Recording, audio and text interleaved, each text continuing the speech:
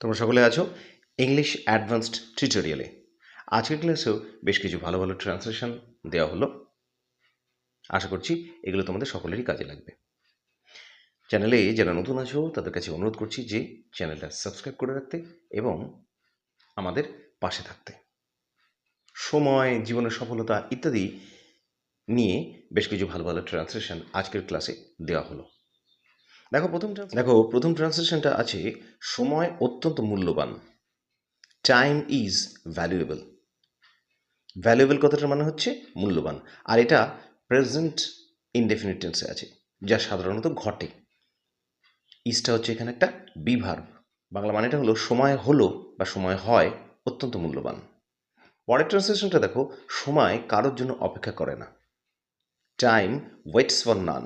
এখানে কিন্তু দেখো এই যে ওয়েটস কথাটা দিয়ে আমরা একেবারে ফর নান করে দেবো। ফর নান লেখা মানেই কিন্তু হচ্ছে কারোর জন্য নয়, মানে এটা একটা নাবাচক সেন্টেন্স হয়ে গেল। এখানে ফর এনি ওয়ান ইত্যাদি লেখার কিন্তু কোনো দরকার নেই। দেখো, সময় কারোর জন্য অপেক্ষা করে না।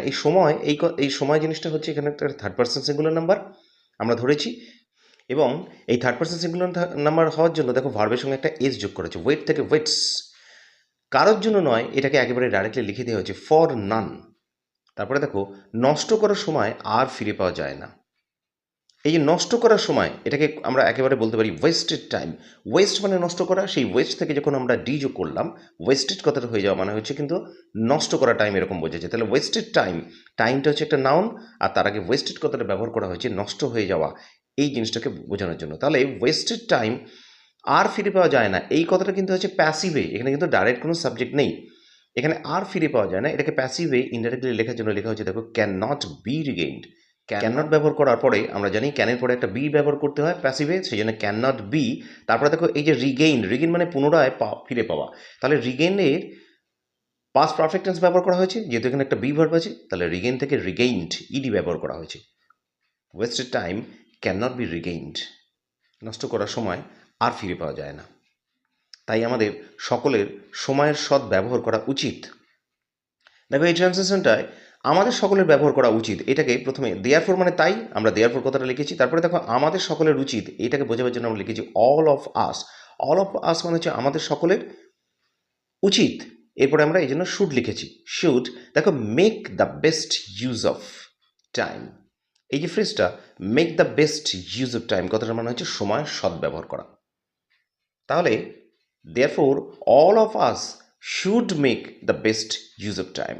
মেক দ্য বেস্ট ইউজ এই কথাটা মানে হচ্ছে সৎ ব্যবহার করা, এখানে বোঝানো হচ্ছে।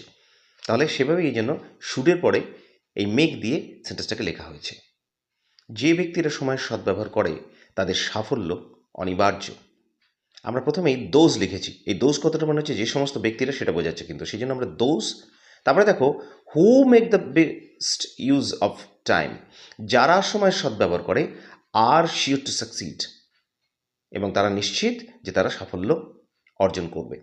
তাহলে এখানে হু make the best use of time, এইটা কিন্তু একটা আলাদা সেন্টেন্সের পার্ট আছে পুরো সেন্টেন্সের মধ্যে, যে যারা সময়ের সদ্ব্যবহার করে। তারপরে দেখো আবার এই যে পার্টটা those are sure to succeed, আমরা যদি এইভাবে দেখি তাহলে those are sure to succeed মানে হচ্ছে তারা নিশ্চিত যে তারা সাফল্য অর্জন করবে। তাহলে সেন্টেন্সের মধ্যে দুটো পার্ট আছে। এই যে পার্ট, এইটা একটাকে যেটা রেড কালারে মার্ক করা হয়েছে, এটাকে একটা আলাদা পার্ট হিসেবে লেখা হলো। আর তারপরে দেখো those are sure to succeed, এইটাকে একটা পার্ট আলাদা রাখা হলো। দুটো পার্টকে এটা কিন্তু আলাদা জোড়া হয়েছে, অর্থাৎ এটা একটা কমপ্লেক্স সেন্টেন্স বলা যেতে পারে।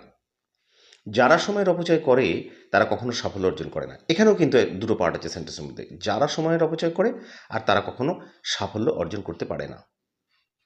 দেখো সেন্টেন্সটা আমরা এভাবে লিখেছি, those who West there time can never succeed in life. এই যে সাকসিড, এই সাকসিড কথাটা কিন্তু এখানে একটা ভার্ব, মানে সাফল্য অর্জন করা। তাহলে এখানেও এই যে দোজ থেকে are can never succeed in life, এই একটা পার্ট। আবার এই সেন্টেন্সের মধ্যে হু ওয়েস্ট দেয়ার টাইম, যারা সময় নষ্ট করে, এই একটা আলাদা পার্ট। এখানেও কিন্তু সেন্টেন্সটাকে দুটো ভাগে ভাগ করে সেন্টেন্সটাকে লেখা হয়েছে। আর এই সেন্টেন্সটা প্রেজেন্ট ইনডেফিনিট টেন্সে আছে। দেখো, পৃথিবীর সকল ব্যক্তি সময়ের সদ্ব্যবহার করেছে। আমরা সেন্টেন্সের এই পার্টটাকে আলাদাভাবে লিখেছি। দেখো, পৃথিবীর সকল সফল ব্যক্তি, দেখো all the successful persons in the world, মানে পৃথিবীর সকল সফল ব্যক্তি। তারা কি করেছে? সময়ের সদ্ব্যবহার করেছে। Have made the best use of time. এখানে হ্যাভ দিয়ে আছে এটা, অর্থাৎ এটা প্রেজেন্ট পারফেক্ট টেন্সে আছে। এই যে পার্টটা সেন্টেন্সের all the successful persons in the world, এই অল দ্য সাকসেসফুল পারসনস এখানে কিন্তু এরা হচ্ছে সেন্টেন্সের মধ্যে সাবজেক্ট। তারপরে দেখো এলন মাস্ক, বিল গেটস, এরা কিন্তু সকলে বড় বড় বিজনেসম্যান। তো এরা সবাই সফল ব্যক্তির উদাহরণ। দেখো ট্রান্সলেশনটা আমরা লিখেছি, এলন মাস্ক, বিল গেটস আর the examples of such successful men. Successful men মানে হচ্ছে সফল ব্যক্তিরা বা মানুষেরা। আমাদের তাদের মানে এই সমস্ত লোকেদের অনুসরণ করা উচিত। দেখো এখানে সেন্টেন্সটাকে সিম্পলি লেখা হয়েছে, we should follow them. We মানে আমাদের, শুড মানে উচিত, ফলো মানে তাদেরকে অনুসরণ করা। কাদের? না এই যে তাদের কথাটা বলা হচ্ছে, মানে এই সমস্ত বড় বড় লোকেদের। দেম, দেম মানে তাহাদের বা তাদের। তাহলে উই শুড ফলো দেম, আমাদের তাদেরকে অনুসরণ করা উচিত। অনুসরণ করা উচিত এই কারণে যে তাদেরকে অনুসরণ করলে আমরাও তাদের মতো সফল ব্যক্তি জীবনে হতে পারবো। তো স্টুডেন্টসরা, আশা করছি এই যে ট্রান্সলেশন আজকের হলো, এই ট্রান্সলেশনগুলো তোমাদের কিছুটা হেল্প করবে ট্রান্সলেশনের নলেজ বাড়াতে। ভিডিওটা ভালো লাগলে একটা লাইক করো, শেয়ার করো, আর জানিও কমেন্টসে যে তোমাদের এই ভিডিওটা কতটা কাজে লেগেছে। দেখা হচ্ছে আবার নেক্সট ক্লাসে। ভালো থেকো।